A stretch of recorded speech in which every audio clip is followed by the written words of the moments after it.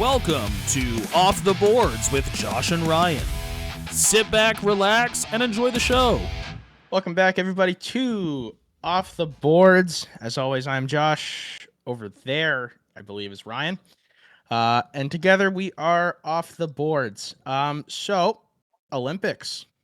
It's kind of the main draw right now, right? That's the big news of the week, and probably the next couple weeks. Yeah, I or would at say least the so. next week. Yeah. So we decided that we're going to cover each team so far, the good, the bad, and the ugly. So we're going to start with Team Finland. Finland. Opened up the tournament on Wednesday. They got skunked by Slovakia 4-1. Yeah. Tough game. Ryan had a very unhealthy attachment to Yuri Slafkovsky in that game. Yeah. Then they beat the Swedes 4-1 on Friday, and I heard there was almost a bench clearing brawl that I haven't been able to find a clip of. And then yesterday they smoked Italy 11-0, which I think is Italy's worst loss of the tournament so far. It is the worst loss by Italy by far. I'm kind of surprised more games didn't go this way. But yeah, I mean, this I think was the first point where a team realized, oh hey, goal differential is going to matter here. So Finland just piled on a little bit, did not let off. Well, especially because their bracket is kind of weird right now. They are in the toughest bracket, and between them and Sweden, one of them is going to go to the play-ins, and one's going to the quarterfinals on a bye. Because if these standings are already taking into account goal differential, it's Slovakia, then Finland, then Sweden. Yeah, that's what I'm seeing too. With goal differential for Sweden plus 11, Sweden's plus 2. So if they didn't pile on, there's a good chance they don't do it. Don't get the bye. And I mean, Finland's point leaders right now. Ryan, do you happen to know who they are? I doubt who would be leading for Finland. I'm guessing it's probably like Aho or Rantanen, some of these big name guys. Well, Rantanen is tied, but on this list that I have, right? I'll start with the guy that's he's good, but it's less surprising, right? Capo Caco. Okay. Yeah, good young player, fair enough. Then it's two Habs legends in Turi Lehkonen and Joel Mia. Yo, let's go, boys! Good stick, Lecky, leading Team Finland to maybe a silver medal or maybe a bronze medal. All of them That's great for him. 4 points. Mikko Rantanen is even when it comes to plus minus. Capo Caco is plus 5. Joel Mia is plus 4. Lehkonen is plus 2. Granlund is also up there. He has 3 points in 3 games, and he is also plus 2. I'm very surprised that these guys only have 4 points, considering they just fucking destroyed Italy. Yeah, but I'm guessing I'm gonna look at the Italy score now. Armia and Lehkonen were getting into the action a little bit late in that game. That's probably why their stats are a little padded. But they were spreading the love around a little bit in that game. Fair enough. I think that's. I mean, that's. Do you have anything else you want to say about the Finns? I'm a little surprised. Joel Armia's plus minus is pretty good. Usually you see him kind of in a more of a defensive role, kind of puck possession kind of guy. So to see him putting up points and being plus when doing that, I'm happily surprised. The other guys I'm not as surprised because they're younger, they don't play as much. Arturi Lehkonen does play a bit of penalty kill, so I'm a little surprised by him. But like Capo Caco, young guy, being plus 5, he's not getting a lot of defensive time. So Mikko Rantanen being even is very surprising to me, but. I'm not as surprised because, again, he's probably eating a lot of the hard minutes, right? Like, he's getting in there, doing the dirty work, playing the top lines, so I'm not too surprised. Let's move on. Okay, so Slovakia, Ryan's favorite team. Not my favorite team, but fucking Yuri Slafkovsky, I love him. What a monster. Sorry. I knew Ryan was a day one Slovakia fan. We all knew it. We all know it. I'm just proud of them. I think Yuri Slafkovsky, great player. Simon Nemec, good player. Yuri Slafkovsky, when he was drafted by Habs, even I was a bit surprised. I wasn't exactly excited. I wanted Shane Wright. He has shut me up completely. I was completely wrong. Yuri Slafkovsky was the correct pick. No other question about it. All right. Okay. They opened up the tournament. Maybe, but Yuri Slafkovsky is the right guy. He's the right guy. When we drafted him, Kent Hughes looked at us and said, guys, be patient. He's going to take a little bit of time. When he's 25 and have this size and is playing with this size, world beater. And right now, at the Olympics, he is a world beater, tied for first in points with Connor McDavid. 6 points in 3 games, 3 goals, 3 assists. Every time he's on the ice, it is electric. He's firing up this team. He is the star player of Slovakia right now, and I'm so excited to have him on the Habs. Ryan kind of jumped me. Didn't even let me go through the scores sorry. for the games. Sorry. I'm God, just so excited. I told you his hard on for Slafkovsky knows no bounds. 10 feet out. It's actually hitting my wall behind the camera right now. Okay. Damn it. Okay, on Wednesday, like I said, Finland-Slovakia opened up the tournament. It was a 4-1 win for Slovakia. Then on Friday, they played Italy. Surprisingly, a 3-2 game. Yeah. This guy's going to say it every time. And then yesterday, at 6:10 in the morning, they lost to Sweden 5-3. Goal by Slafkovsky. There it is.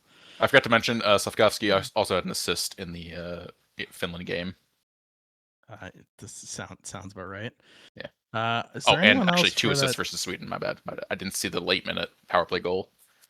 So I mean, I'm gonna butcher these guys' names, but also I mean, Slafkovsky's obviously is not the only one who is putting up points. He does have 6, but also Dalibor Durakovsky, I believe is how you pronounce that. He has 4 points in 3 games. Martin Granit has 4 and 3, and Adam, Rizuka has 3 and 3. So they are getting production from around the team, which is good to see. I'm sure Slafkovsky's happy about that. I saw a quote from him the other day, but I don't remember what it was. It was basically just him saying, "I don't celebrate losses" or something like that, which is The quote I believe you're referring to is, "I've never celebrated so hard after a loss." There it is. Referring to the loss to Sweden. Yeah, the loss to Sweden. They were doing fantastic, but basically the reason they were celebrating is they're going to win their or they have won their group, so they are moving off to the quarterfinals automatically. And Finland, who we just talked about, also probably moving on. I think the only one that's in contention to stop them at this point is Latvia, technically possible. I'm also just going to throw Latvia is possible if they scored 17 goals against the U.S. or against Denmark today. I'm just going to throw this out there, too, just before we leave Slovakia. Ryan, do you know who's leading this tournament in penalty minutes? No. Martin Marincin from Team Slovakia is 8 penalty minutes in 3 games. All right. Shit happens. I guess that's averaging 2 minutes and 40 seconds a game in penalties. There's been a lot of penalty minutes in the Group B area. You don't see it as much in some of the other teams, but that's because Sweden and Finland hate each other. But Sweden and Finland do hate each other. Also, the Sweden-Slovakia game, 14 penalty minutes aside. Okay, well, let's move on to Italy, which, I mean, there's not much to say. I mean, good job by these guys, at least in the first 2 games. I know the one that they played yesterday, they got smoked, but they opened up the tournament on Wednesday with a 5-2 loss to Sweden. That honestly felt like more of a win for the Italians than anything. Then they played on Friday, had a 3-2 loss to Slovakia, which, again, feels like a win for the Italian team, considering they have no NHL players on that team.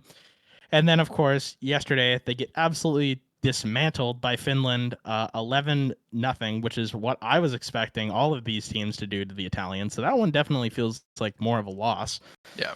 There's not really much that we can say about this. I mean, they like I said, if you're Italian and you saw this and you saw the scores between Sweden and Slovakia, you'd be like, okay, maybe we'll be better, but I don't know the next time we'll see an Italian hockey team in the Olympics. But shout out to their points leader, Dustin Gasly, who has 3 points in 3 games. He's also -3, probably because of the 11-0 loss yesterday. Yeah. But also, I won't cut you off and say what I think about Italy. The first 2 games, Sweden and Slovakia, that was kind of like, hey guys, welcome to the Olympics. Thanks for coming out. This is a good time. The Finland game is all right, now you can go home. It's the goodbye. Get out of our hockey. Yeah, they're I just pulled up their goalie stats. Woof. Yeah. They have both of them have gotten into both games. all three games. Sorry. Yeah. One of them has an 875 and a 5.76 goals against. The other one has an 894 and has a 6.51 goals against. Yeah, in case you're wondering, Finland did break the record for most shots in a Olympic game, taking the record Did from they? Sweden. So yeah, How many shots did they have? take a guess. Just take a guess. 71. That's a lot of shots. It's not quite that many, but it's close. It's 62. Oh my god. They lit them up. Poor Italians. All right, let's How many shots did Italy even have? I just very quickly want to see. Yep. 15 shots on goal to 62. All right, let's move on to Sweden. A lot of these scores that I'm reiterating here, of course, we've already heard them because we're talking about the same teams, basically. But so just to reiterate, they beat Italy 5-2 on Wednesday. On Friday, they lost to to Finland 4-1, which was a very angry, chippy game. And then on Saturday, they beat Slovakia 5-3. Sweden is, I mean, after their first and second game, I was seeing articles that people were thinking that Sweden wasn't even going to get out of the round robin part of the group stage. Yeah, well, the nice thing with the Olympics this year, the way I have set up, everybody makes it a round robin. Sweden will go to the qualification playoffs, so it's effectively a play-in game to move to the quarterfinals. They'll end up playing, I don't know who yet, probably the worst team, so probably Italy. That's brutal. Well, admittedly, actually, it might be. Oh no, it'll be Italy by goal differential, -15. France will probably be there too, unless Canada beats them by more than 8. That's just not fair. 11-0 is crazy. If Canada beats them by more than 8, or actually, if Latvia beats Denmark by more than 10, there's a chance it won't be, but it's likely going to be Sweden, Italy in the first round of qualification playoffs. Okay. So the Swedes. Sweden has a player who is tied for second in Olympic scoring right now, in Lucas Raymond, who has 5 points in 3 games. He is followed by Rasmus Dahlin, who has 4 points in 3 games, and then Mika Zibanejad and Adrian Kempe are tied with 3. Kempe plays for the Kings, right? Yeah, I believe he does. Good you for wanna, them. You want to talk about the Kings real quick, or we can talk no, about that after? we'll get to the team. We'll Okay. do the team stuff, and then we'll get into that. All right. So Sweden started off pretty rough. Looks like they're pulling through, and they will play, like Ryan said, in the what'd you call it? The qualification playoffs, which is a play-in game. The qualification playoff. All right. Called On to the French. God, I feel bad for this team. Okay? I don't want to spend a lot of time on the French because, lost 4-0 to Switzerland, then actually lost 6-3 to Czechia. They score goals. They scored goals. They did it. That's France for you. One NHL player, Alex Texier. I don't even know if he's leading their team in points. Josh is leading teams. He's not leading, at least on the list that I'm looking at, which only has, I believe, like 28 players on it. He has the guy who is leading, Ryan, is named Louis Bourdon. He has 3 points in 2 games and is even. The French team will play Canada this morning in about an hour. If Canada wins, they win the group that they are in. And even with a loss, they will win. Okay. Unless they lose by more than 8. I was going to say, if they lose, you can find me crying on my couch tonight. If they lose by more than 8 and have to go to the qualification playoffs, I don't know what happened. It'll prove everybody died. Actually, I'm not going to say that yet. We'll get into that later. If we left Binnington in net and didn't put any forwards on, I still don't know that we'd lose by 8. Yeah, it's crazy. All right. Switzerland. Switzerland again beat France 4-0. Then they lost Canada 5-1 in a great game by Canada, but we'll get into that later. And they play. This game already happened. They played Czechia this morning at 7:10. Ryan, do you have the final score for that game? Yeah, it was 4-3. Switzerland wins in overtime. Switzerland wins in overtime. Okay. Yeah. Making them 2-1 in the tournament, and the Czechs fall to 1-2. Yeah. Top players from. Oh, go ahead. They finished ahead of Czechia in the play-ins now. In the standings. Top scoring players for Switzerland, 3 of them are defensemen. There's 4 of them. Is it Roman Josi? Roman Josi is second. The top 2 guys, the top forward is Timo Meier, who, my God, in that Switzerland game or the Canada game, I know that they got like destroyed, but he was a bright spot, throwing the body around, being a menace all over the ice. He's +5 in this tournament. Yeah. No, not surprised. He's been playing. The defenseman who is tied for 1, his name is Janis Moser. He has 4 points in 3 games. He's -1. And then Roman Josi and Dean Kukan both have 3 points in 3 games. Yeah, Kukan got the overtime winner against Czechia this morning. So good. So I guess he probably has 4 points now. Or wait, no, they had 3 games there. So no, those are up to date. Okay. Czechia. Yeah, scores being lost 5-0 to Canada, of course, 3-6 over France, and then losing in overtime to Switzerland 4-3. Czechia, honestly, let's be real, disappointing tournament for them. This is tough. Not going well for them. Tough look. I don't know who they'll play in the playoffs, but everything that could go wrong for them went wrong. They do have a player who's tied for second in Olympic scoring, but I don't know how much it's going to matter unless they can get out of the play-in round. Martin Necas has 5 points in 3 games, and then Philip Cheadle, or that's not Cheadle. Who is that? Chalapik? Never heard of him. Never heard of him. And David Pasternak both have 3 points. Apparently, Philip only played 2 games, so I don't know. He must have gotten hurt in one of the games. But yeah, so unless Czechia can get through this play-in, I don't know. It'll be so far it's been a brutal tournament for them that no one expected. I expected this team to perform better than they're playing right now. It's just very surprising. Yeah, just a rough year for them. I think it's just, I don't know, maybe the Canada game, they lost their confidence or something. Mainly, they didn't beat France, but losing to Switzerland in overtime, that's tough. They should be better.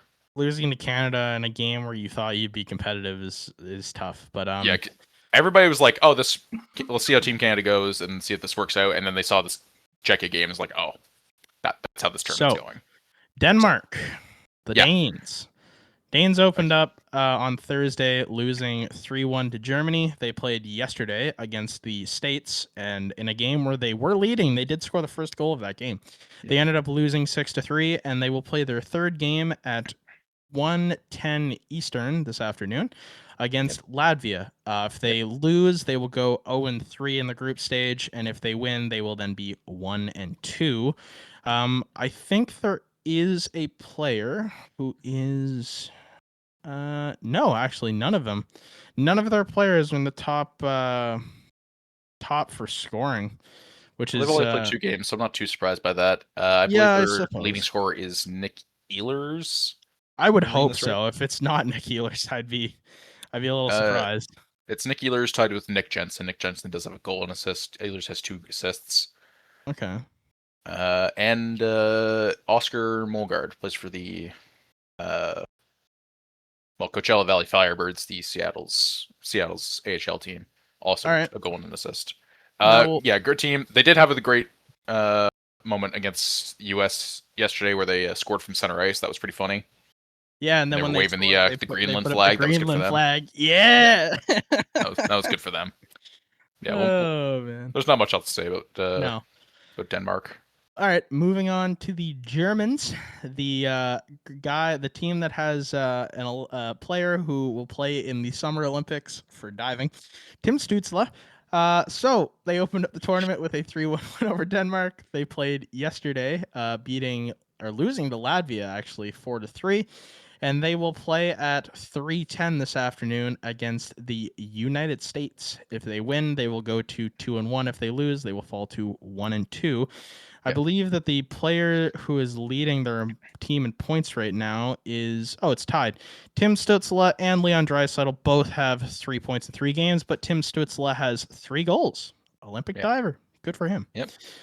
Again, not really much to say about this team. I mean, I would say this is about where they expect to perform. Losing to Latvia is a little surprising, but Latvia is always a Latvia is always one of those teams you never know what you're going to get with them. They always seem to overperform at the Olympics. So I love Latvia. yeah, I love Zemgus Girgensson. Is he in this tournament? Oh yeah, he's still playing. I love Girgensson. God, he's only 32. Yeah, he's not that old. He just I thought he was much older. Yeah, okay. The last, I think it was 2014. He was there. Wasn't that like the Cinderella year where everyone's like, "Oh my God, look at him go, this kid." Yeah, he was there in 2014. They came 8th, but he had 2 points in 5 games. I love that. I wonder if he's got the like the old Latvian paperwork. It's like, oh yeah, no, he's 18. Yeah, he's 18. Who's that? Oh, it's his son. But he's 18, don't worry. Yeah. How old is his son? Who's a 15-year-old? That's his kid. Yeah. Don't worry about it. Speaking of Latvia, moving on to them, they lost their opener on Thursday against the United States 5-1. Then they beat Germany yesterday 4-3, and they will play Denmark at 1:10 today.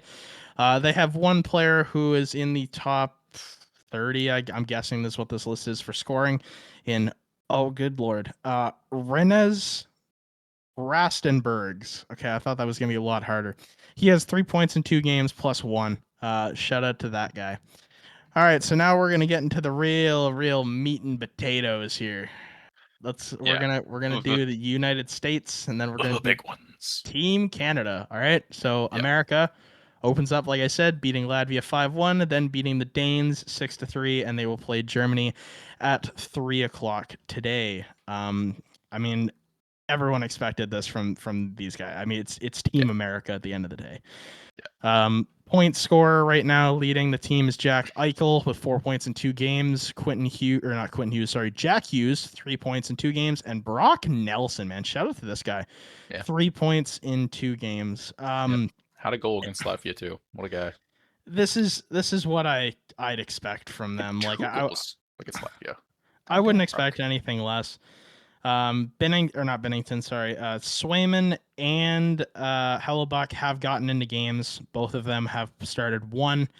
Swayman had an 857, which I'm guessing he took the Denmark game with the goals against. Yeah, he did. Goals against the 3. And Hellebuck played against Latvia, gave up 1 goal, had a 944.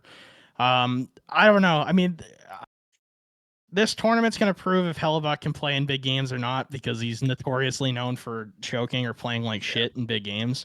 So I don't know. I mean, like I said, this is where I expected this team to be. If anyone expected them to drop a game, they could lose to Germany. I wouldn't expect them to drop a game anyway. If they dropped a game in this group, it's an embarrassment. Germany, maybe, but Germany's not playing that well this tournament. Latvia and Denmark have no reason to beat the U.S. By far the easiest group. I'm not going to harp on them for saying, oh, they got the easiest group, that's why they're winning. They're a fantastic team. I expect them to be here no matter what. But producer Connor just sent a message saying Swayman let that goal in from the neutral zone. Wash. Yep. Got him. Yeah, I mean, I don't know if there's that much more to say about the States. It's where we expected them to be, honestly. Like, I don't expect them to lose. They could drop a game to Germany. It would be surprising, but I mean, who knows? Philip Grubauer could stand on his head and could carry the Germans here. I mean, he's got a 916 right now with a 256 save percentage. So anything is possible. I would imagine Hellebuck's going to play in this game, considering how Swayman played against Denmark yesterday. So yeah, I mean, let's dive into the real meat and potatoes. Team Canada. I love this team. I'm loving everything about this tournament. So 5-0 win against Czechia, 5-1 win over Switzerland, and like I said, in a little less than an hour now, we are going to play the French. I expect us to win. If we don't, I will be very surprised. Yeah. everything I saw in the Czechia game just looked like a absolute unit of a team. Really tough playing, really good stuff from the Canadiens. Mm-hmm. Connor McDavid is playing out of his mind, tied for the scoring lead in the Olympics, 6 and points. frankly, he could have 3 times that many points, and I wouldn't be surprised the way he's playing out of his mind. He wants this more than anybody, I think. So, really good stuff from Connor McDavid so far. I'm really happy with his performance. Yeah, Jay Fresh had posted in a scoring chance contributions list, and it says Connor McDavid could have 14 points, which is Yeah. nutty. We'll just say that. So, like you said, McDavid's leading the team, followed up by Nathan McKinnon with 4 points, and then Thomas Hartley, Sidney Crosby, and Macklin all have 3 points. This team is nuts. I mean, watching them play out on the ice, I mean, the fact that they've only given up 1 goal is extremely impressive. 40% on the power play right now, because I mean, and so is America, actually. Yeah.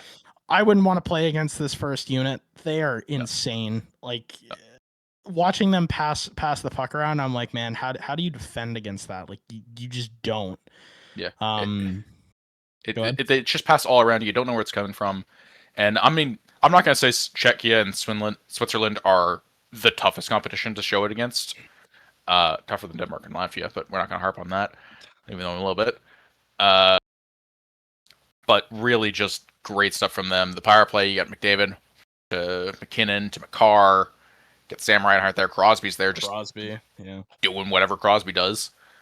Being Sidney Crosby, you mean? Yeah, being Sidney Crosby. He doesn't have to do anything. It's kind of like he can do anything he wants on the power play, but let's be real, he's basically Aaron Rodgers just pointing when the Steelers go for the tush push. That's crazy. Team Canada also the tied for the least penalized team so far during this tournament. In their 2 games, they have 4 penalty minutes, tied with Denmark and Germany. United States has 7 penalty minutes in their 2 games. 7? Or sorry, no, we have 8. 7 penalties, you mean? Yeah. Sorry, I was reading the list wrong.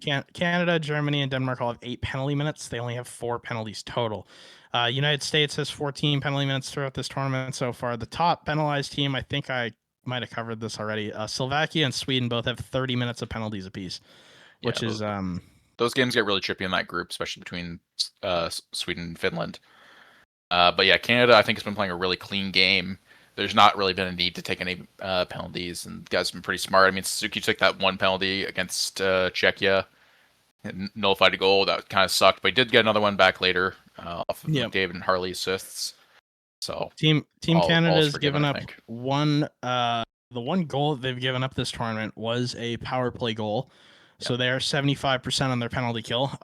America has yet to give up a power play goal.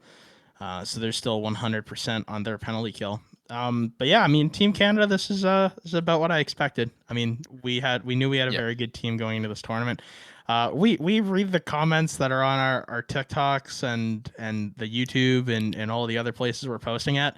I just want to say to the person that said that Prime McDavid beats Prime Price. Yeah, that's a pretty valid take. I mean, the best player in a vacuum will beat the best goalie 9 times out of 10.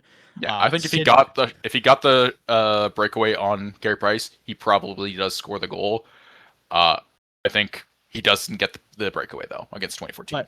But doesn't happen. I think also prime Sidney Crosby, who has scored like 59 goals against Montreal in his career. Yeah, he beats Price too. But I also just want to say to the person that said that 2014 team had no one close to McDavid. We had a 26-year-old Sidney Crosby who was in his prime. Yeah, that's pretty good. Prime Carey Price, who was 26 as well. Like we have the players there that are that good. It's just a matter of. Like, I don't want to harp on this 2014 team again that much, but you guys need to remember that all the players that were on this team were in their prime. They're not like Corey Perry wasn't 40 years old at this tournament. He was in his prime. All these guys were fantastic. The style of hockey they played, while you might not be able to play it today, they still could. And I'm almost just going to throw this out here. The broadcast has been pissing me off because they're just acting like the last 2 Olympics didn't happen.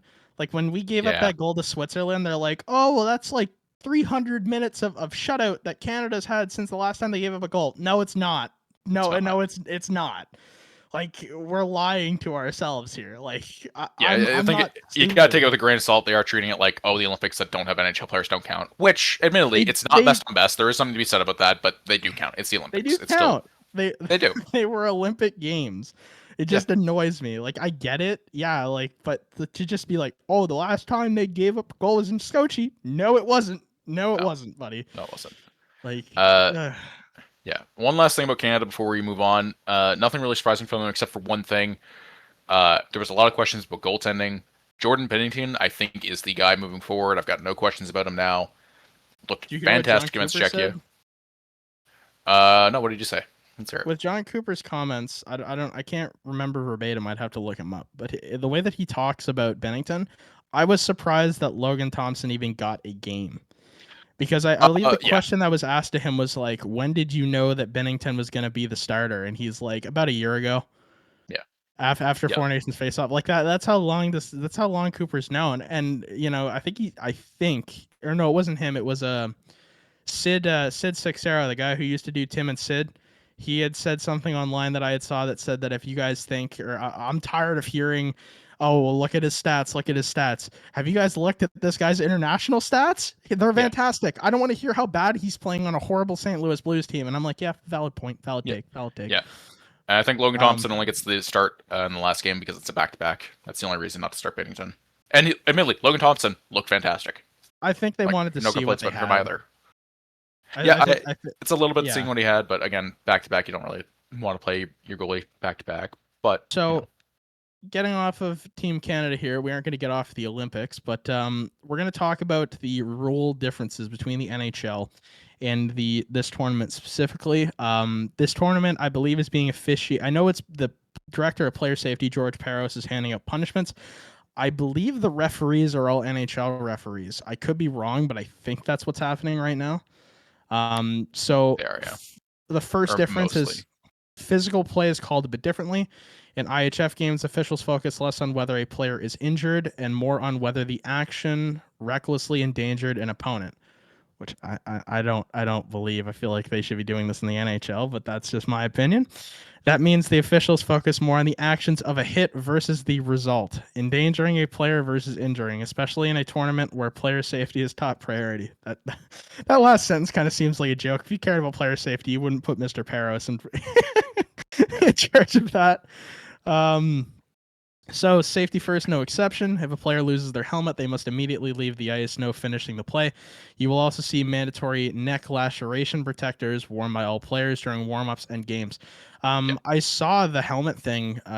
Someone hit Tom Wilson during the Switzerland game. I can't remember who it was, but Tom looked pissed. Like he wanted, if this was a regular game, he was jumping that guy. But he didn't. He had to get off the ice, and he was still, I'm pretty sure, chirping at the guy after it happened. Yeah. But And that's the rule in the NHL too. Like that's not necessarily new. A lot of guys are grandfathered in, so they don't have to. But new players come in and they all have to leave the ice as soon as they leave their helmet.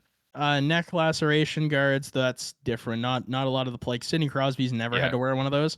Yeah, you don't see it a lot, but it's not that surprising, and probably something you might see in the NHL in the coming years. He started the tournament wearing a different neck guard and is like from what he's wearing now, so he's already changed equipment. And I would imagine for a guy like Sidney Crosby who never changes his equipment, that would be very, very different feel. You know what I mean? Yeah.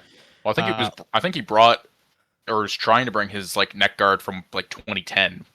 Yeah, I don't know what happened there, but like this guy, I mean, nobody's more superstitious in the NHL than Sidney Crosby. I don't think. No, I saw his on the clip of him putting the neck guard on or wearing the neck guard in the locker room. You could see his shoulder pads and how yellow and brown they were. It's like, man, this guy's never changed that. But all right, so penalties don't always change the number. Coincidental minor penalties won't lead to 4-on-4 hockey like in the NHL. Instead, teams will play 5-on-5, keeping the game structure consistent. Yeah. It's very interesting. Like, that's a very interesting system to me because, like, in the NHL, you only get offsetting stuff like that where you play 5-on-5 in a fight scenario where it's 5 minutes for both. It would just be weird to me if you had, let's say, 5 minutes of constant action after offsetting minors, and then the players have to sit in the box for 3 more minutes because the play hasn't been blown dead. Yeah, I feel like you could trap someone on that. I guess we probably haven't really seen it yet because I don't think there's been offsetting penalties unless there was in the Sweden-Finland game, which I didn't really look that much into, but I don't know. Yeah. Reviews and challenges. This one's very interesting to me. One of the key things to watch late in games, the situation room will not step in under any circumstances. If a play is challengeable, it is up to the team to make that call, even in overtime. That is a very interesting rule change to me. Yeah, I like it. I don't mind it. I find it interesting that they're going with this hands-off approach. I guess because they just don't want to. They don't want to get involved. But maybe the NHL should take a nod to this and do this in the actual thing. Maybe, because you see a lot of people saying, "Oh, it's going to slow the games down." I don't think it will. Especially if you make some changes to how reviews work. I think reviews, if a play gets challenged, that's fine. I don't mind going to review. I think a review shouldn't take 5 minutes. I think it's a 2-minute max to review the play. No slow-mo. You have to see it in real speed. You can see whatever angle you want, but you have to see it in real time. If it's not clear in real time, it shouldn't be a penalty. Mm-hmm. Like, I hate offside penalties where they're going frame by frame. I hate it. It's not the spirit of the rule, and I think everybody's like, oh, well, you can't really bring in the spirit of the rule. You bring it in by saying, can you tell in real time? If you can't, then it did not make it that much of a difference on the play. No, exactly. And it should be allowed.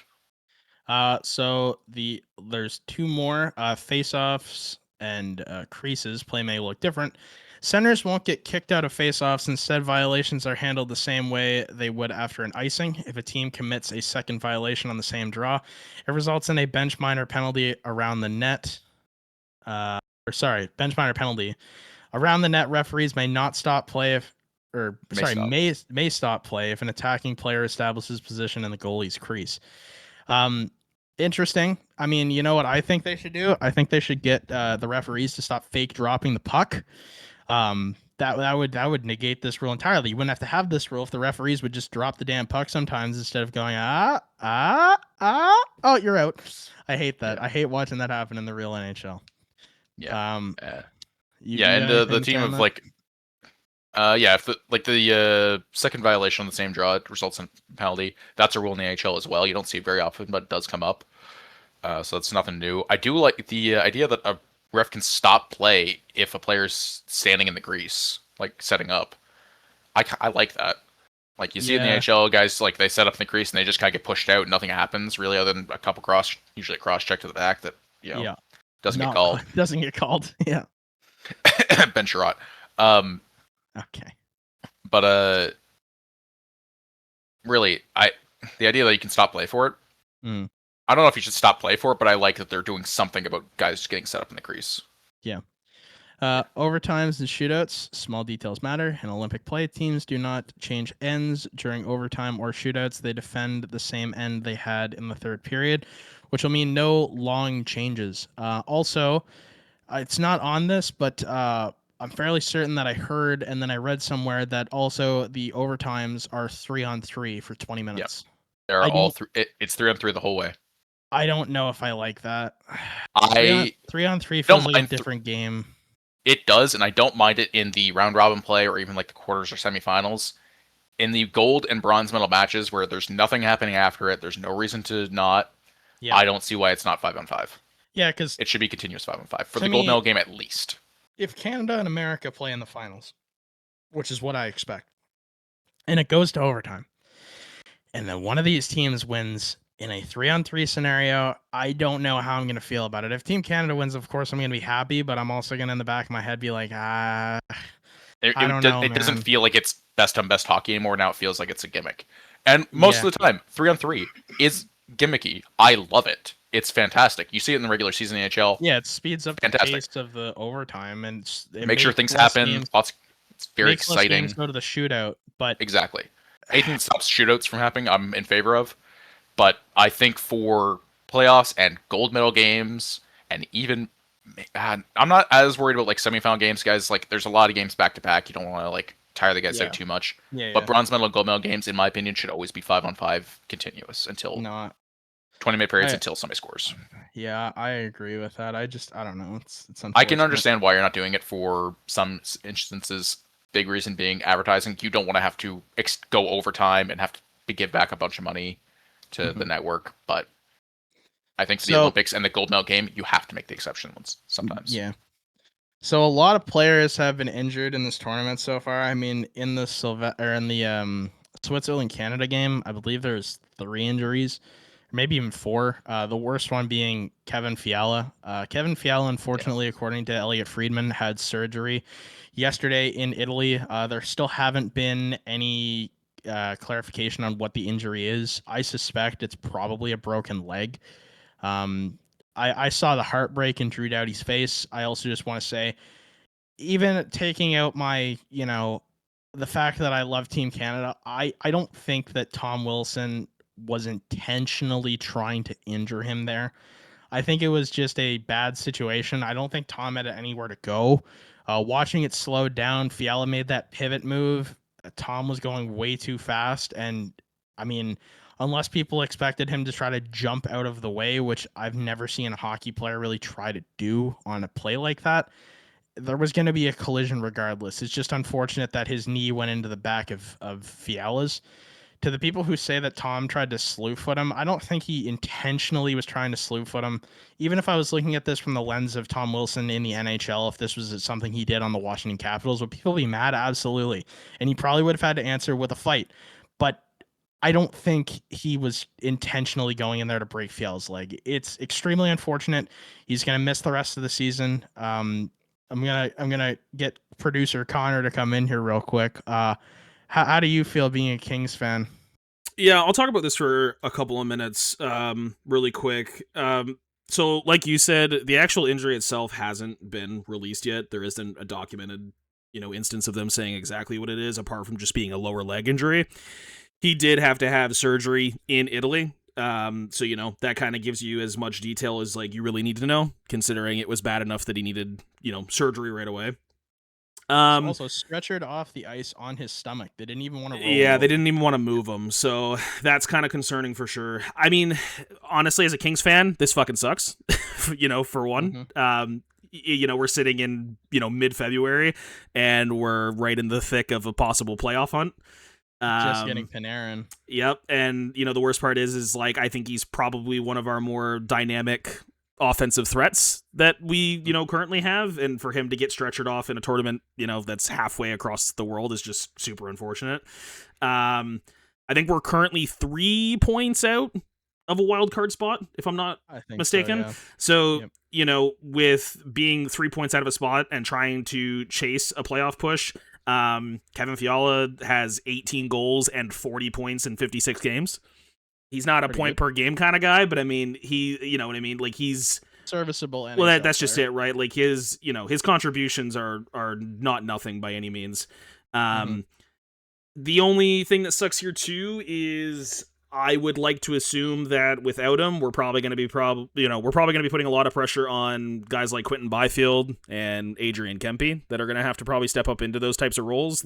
Which I don't necessarily think is a bad thing. I think not necessarily. This might be exact, and it's super unfortunate that Fiala got hurt. I'm not saying that it's a good thing, but this could work out for Byfield because it's going to put more pressure on him, and I guess we're going to see if he sinks or swims with Panarin.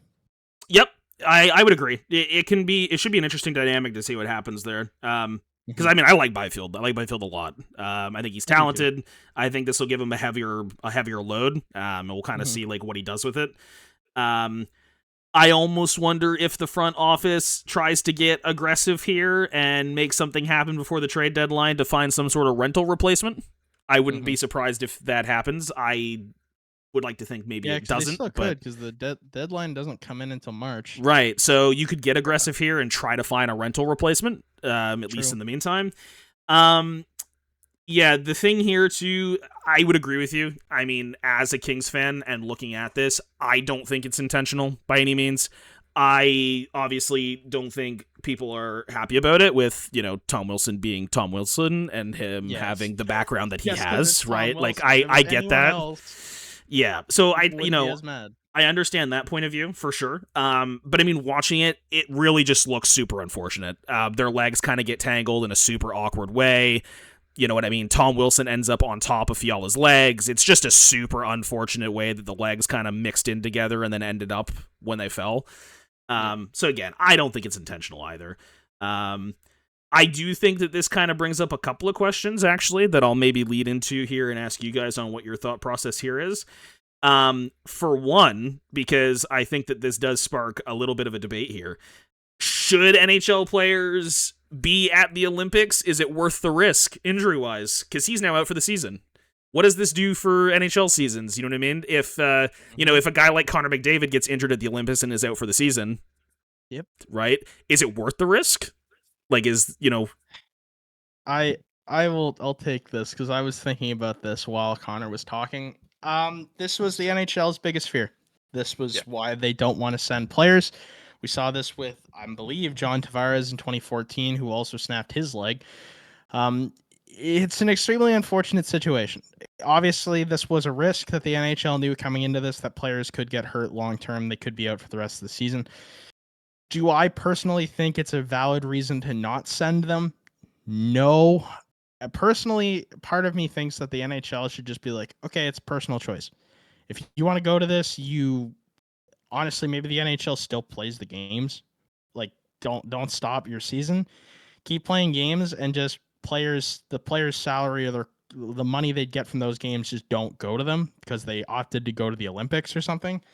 Because I mean, part of the thing is the NHL is not only losing a player here, they also took a massive amount of time off for this tournament to happen, which to me is an interesting decision considering the amount of games they crammed into January and early February just to get the players here to begin with.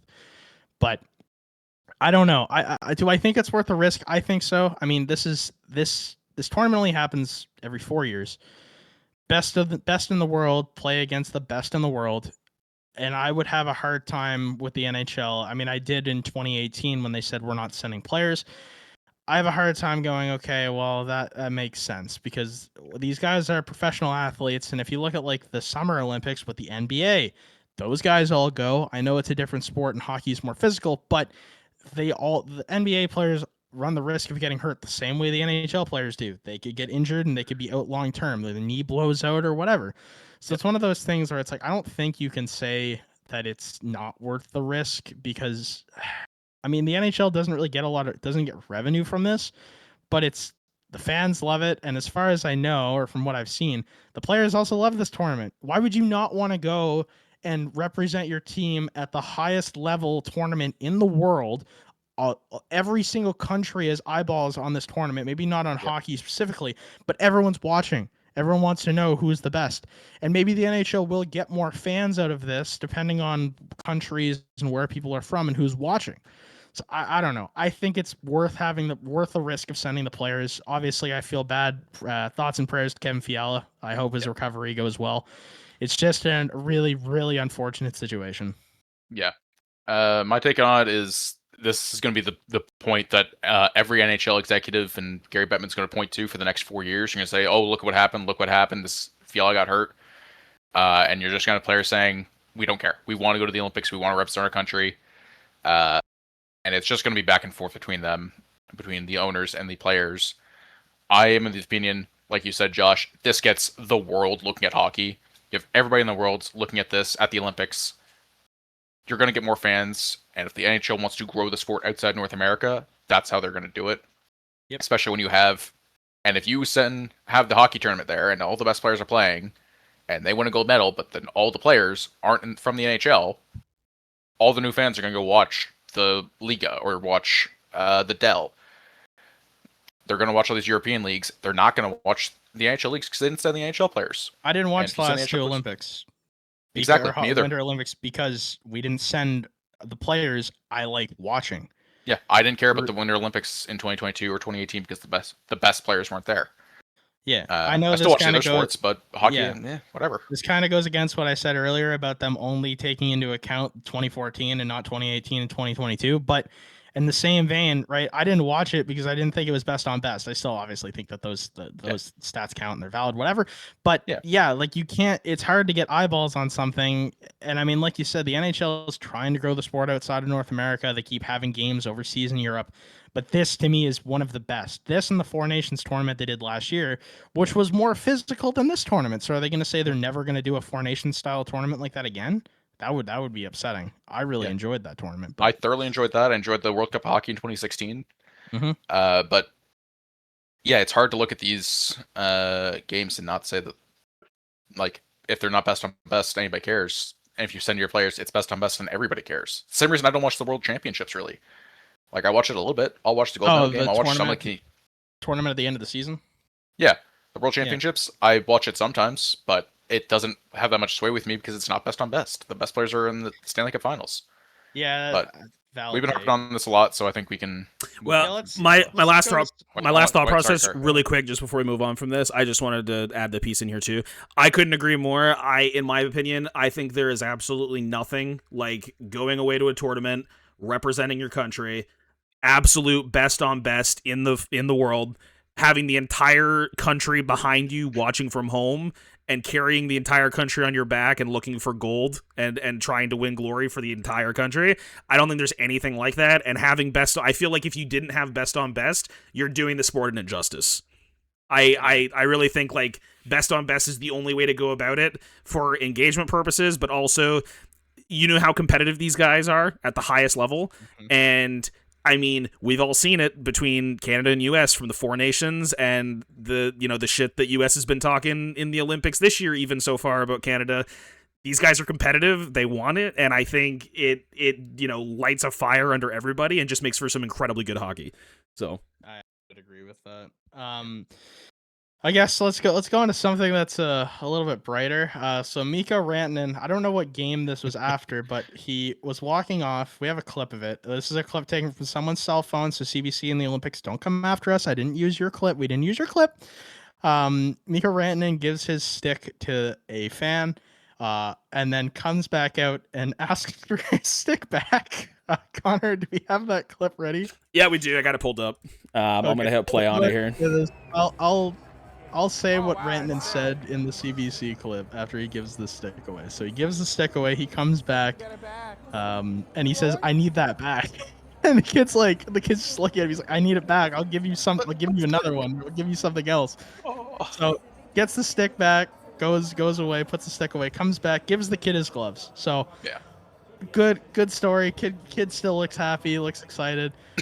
Connor had mentioned, and I didn't get to fact check this, but apparently the players at the Olympics only have a certain amount of sticks, and if Rantanen were to break all of his sticks or give all of them away, he would have to use a teammate's sticks, which is crazy to me. But yeah, that's I guess it's just unfortunate. So yeah, a good feel good story there. Kid got Rantanen's gloves. Good for that kid. I'm sure he would have, in a way, probably preferred the stick, but look, man, getting someone's smelly, sweaty gloves like it's also valid. Yeah, it's something fun at least, but that is just a funny clip. Yep. All right.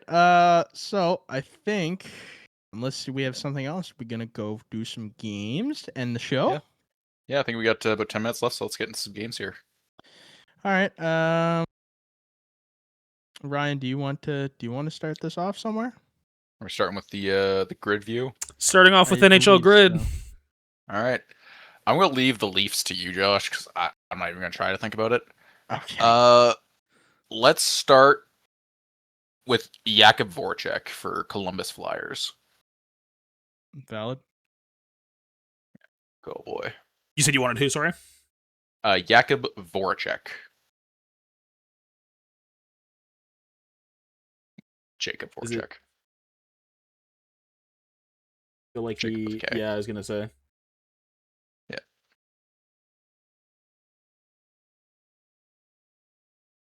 Voracek. Yeah. There he is. Right here, right? Yep. Yep. There he is. Yep. All right. Well, you said, you want me to take all the Leaf ones? Well, this technically Yeah. counts as a Leaf one. Give me Oilers 40-goal season. Give me Zach Hyman. Okay. Love Zach Hyman. All right.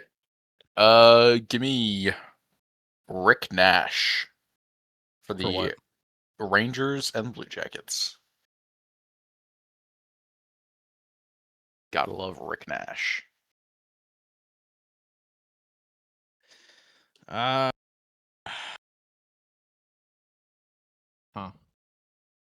Trying to think. Like, there's obviously some obvious ones. Leaf Flyers. You know what? Give me Anthony Stolarz for Leafs Flyers. Okay. All right, Josh. You're not leaving me with much. For the 40 goals, do they have to get it on that team? Nope. So the way that this works is they have to have played at least one game with that team, but the 40-goal season could be a 40-goal season for any team they've played for. Okay. Yeah. So I don't know if he got 40 goals with the Rangers, but I'm going to say Mark Messier for 40 goals Rangers. There it is. Okay, I'll take Leafs Oilers. Give me Soupy. Give me Jack Campbell. Okay.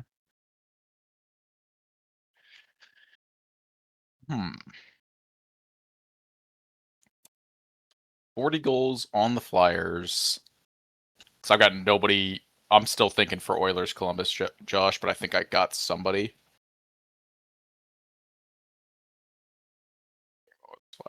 Oilers, Blue Jackets.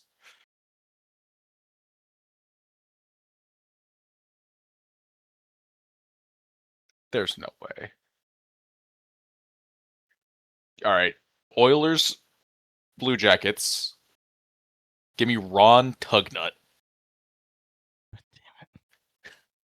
Yep, that'll do it. Yes! Leafs Rangers. There are some obvious ones. Like I could go with Brian Leach. I could go with Mike Gardner. I could go with Colton Orr. I'm pretty sure spent time there. I could go with Lee Stepniak. I could go with Nick Kiprios. I could go with Eddie Olczyk. But you know what? I'm gonna go with Greg McKegg. Love it. Great name.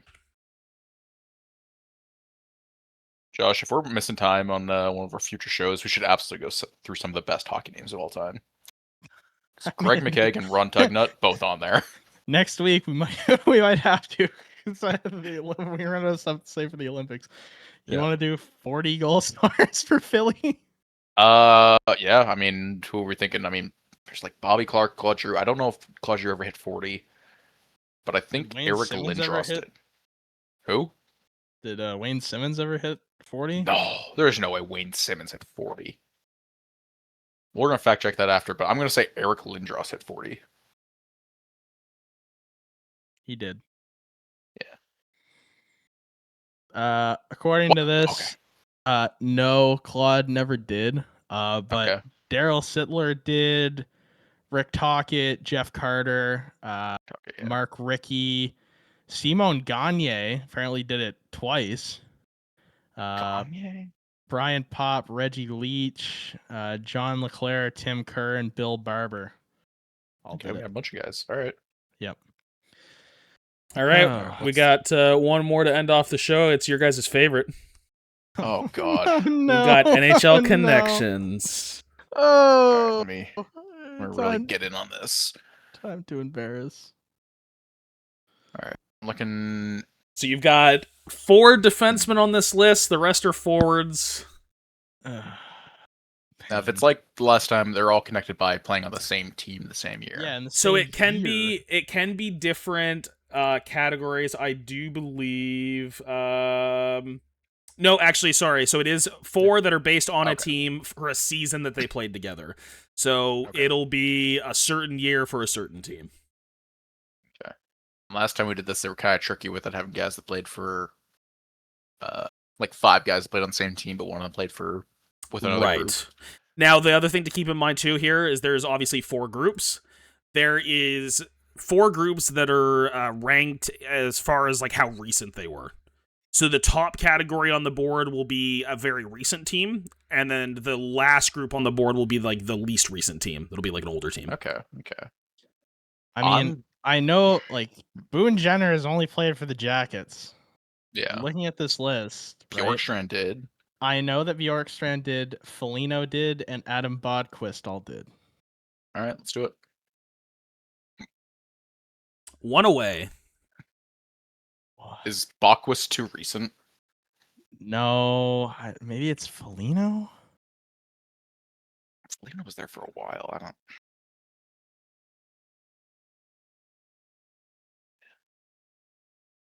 John Corrali played for the Blue Jackets. Did?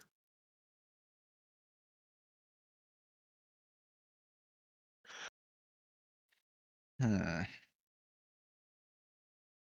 like Jenner, Borkstrand, and Foligno together. I think we switch up Bachwist for somebody. Well, I don't know where else he would have played is the only thing, right? Like, Bachwist played unless it's not he played for Foligno, Chicago. did Sean Corrali play for them? Do you want to swap out Foligno for Bachwist? No. Or Bachwist? Yeah, Foligno for Give me Sean a Corrali. sec. Let me right. double check. Yeah, he did play for them. Okay, so let's try to take out Foligno and put in Sean Corrali. Okay. If this is one away again, I think we switch Bachwist and Foligno. Submit. 2021, Hey. 2022 Columbus Blue Jackets. Look at me go. Josh, I'm Now, looking at these teams. That Oh, is yeah, go your ahead. most recent team. Okay. So the rest of I these players are going to be from teams before at least 2021. I see Montreal connection here. I do see Montreal. I'm going to guess it's Petrie, Domi, Deneau, and Drouin. I think they all played together in for a long time. Mike Riley did play for us, but I think he's on another group here. Hold on. None of the other guys played for us. No, Schick did, but I don't think he did. No, he didn't.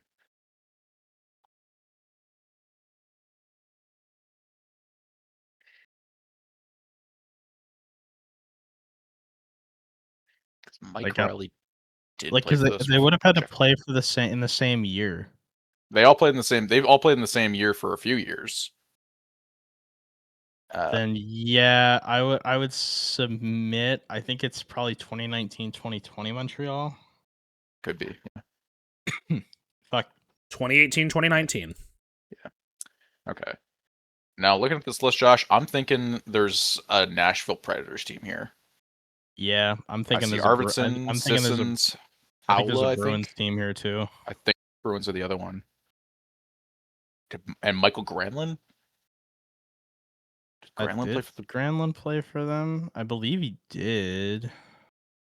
So I know Foligno, Carlo, Riley all played for the Bruins.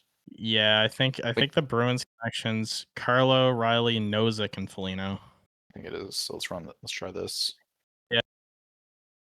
That's got to be Nashville, right? You want to run this one? This is the way that it is? Yeah. I think it's Nashville from 3 years ago. It is Nashville from 2020, 2021. Okay. All right, 5 years ago. And then the last one. And your final is the 2021, 2022 Bruins. Nice. Good stuff from us. Nice. A little smoother than last week, gentlemen. You're making progress. Good work. One way to put it, I guess. Good work. Yep. Golly. All right. Yeah. What do we have for time? That's a good question. An hour? Yep. You guys are right there. All right.